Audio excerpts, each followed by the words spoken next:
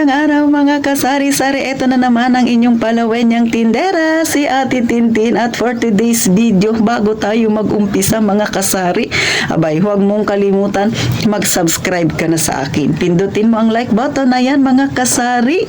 At pakishare na rin ang ating video. At isa pa, kung may topic ka na gusto mong maliwanagan, gusto mong magkaroon ng second opinion, buhat kay Ate Tintin, huwag ka nang mahiya ha. Siyempre, i-comment mo yan dyan sa baba at gagawa natin ng paraan para ating mapag-usapan. Baka mamaya yung gusto mong malaman ay problema rin yan ng iba nating mga kasari na kinakaharap. O siyempre, nakatulong tayo, di ba mga kasari? So ano pang inaantay mo? Gawin na, sisi. At siyempre, umpisahan na natin ang real talk nating chismis. Pero bago tayo dyan mga kasari, nais ko lang i-shout out mga kasari, gaya ng aking ipinangako na tuwing linggo tayo ay magsha-shout out mga kasari, no? So, ang kaisa-isa nating lalaki na si Sir Neil Mendoza, shout out sa iyo Sir Neil. Next, si Ma'am Ellen Pilar, Ma'am Merasol Tumines, si Ma'am Lovely Rodriguez ng Baguio, shout out po sa inyo. Next, si Ma'am Edita Orsal, si Ma'am April Marson, si Ma'am Lisel Padua, shout out sa inyo mga kasari. Next naman, si Ma'am Mukhang Artista, taga Davao daw siya. Si Ma'am Margie Oliver, isang silent viewer na Titintin. Thank you very much Ma'am Margie Oliver. Si Ma'am Gloria Cortez, taga Limay, Bataan. At syempre si Ma'am Ann Magturo, taga Antique. Shout out sa inyong lahat mga kasari, mga sisi ko dyan, mga brother ko dyan. At syempre, pahabol sa ating shoutout, baka magtampo itong si Ma'am Alea Grace Benibista Vergara, taga Iloilo daw siya, pero nanonood siya ngayon sa may Saudi Arabia. Shout out sa iyo Ma'am Alea Grace Benibista Vergara. Dahil nga linggo, medyo light lang yung ating talakayin. Huwag tayo magpa-stress mga kasari, no? Kasi nga time to relax tayo. Eto ha, simpleng payo ni Ate Tintin. Pagka linggo or napansin niyo may mga ibang araw na medyo matumal ang bintahan mga kasari. Siyempre, kayong tindera, alam niyo yan kung ano yung araw na matumal yan sa inyo.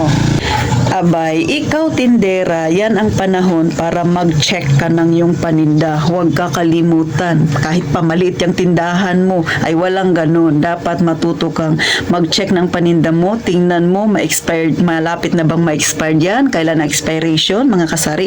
Dapat alamin. Kasi para hindi ka magtapon ng pera. Normal pera yan kasi nga binili natin yan.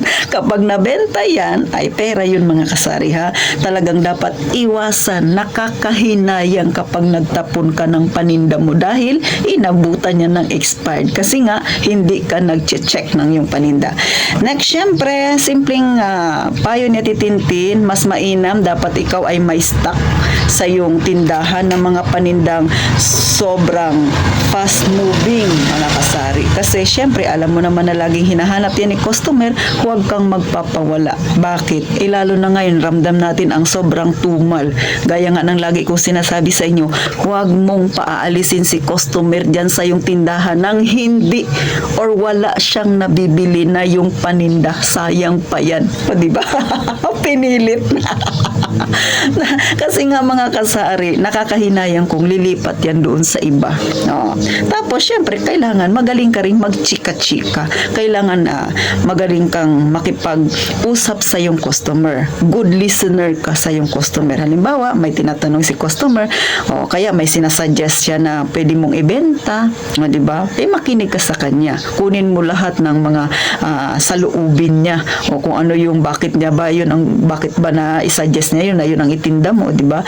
Kasi pagka may customer ka ng ganun mga kasari, nakakatulong yan sa atin para alam natin yung kung ano pa yung mga pwede nating idagdag sa ating tindahan. At At syempre, maliban pa dyan mga kasari, ikaw tindera, dapat maging maayos din ang iyong tindahan. Dapat ikaw ay organize sa iyong paninda. Makakatulong yan ng malaki para maging maaliwalas ang iyong tindahan. Kasi pag maaliwalas ang tindahan, pag maayos, malinis ang iyong tindahan, nakakadagdag yan ng positibong pananaw. Kahit nasabi natin na medyo talagang tumal at itin, pero dahil maganda ang itsura ng iyong tindahan, kahit pa maliit yan, organize ka, malinis ka, abay, mga kasari. Syempre, di ba, nakakapag-isip ka ng positibo. Naiisip mo, parang kulang yata ang aking panida, parang kailangan kong magdagdag ng ganito. So, ganun mga kasari, no? At saka iwasan din natin ang mag-isip ng negatibo. Panay positibo lang para maging positibo ang outcome niyan, mga kasari. So, paano? Hanggang dito na lang si Ate Tintin. Dahil lang linggo ngayon, medyo nag-video tayo para syempre sa mga nagpapa-shoutout. Yan lang talaga yan ang schedule natin, mga kasari. So, sa mga gustong magpa-shoutout dyan, mag-comment kayo, mga kasari, at ilagay nyo rin kung taga saan kayo para alam ko kung saan na ang inabot ng aking munting channel na ito. So, paano? Magkita tayong muli sa susunod na vlog ni Ate Tintin. At gaya nga ng palagi kong sinasabi, mag-iingat tayong palagi, mga kasari.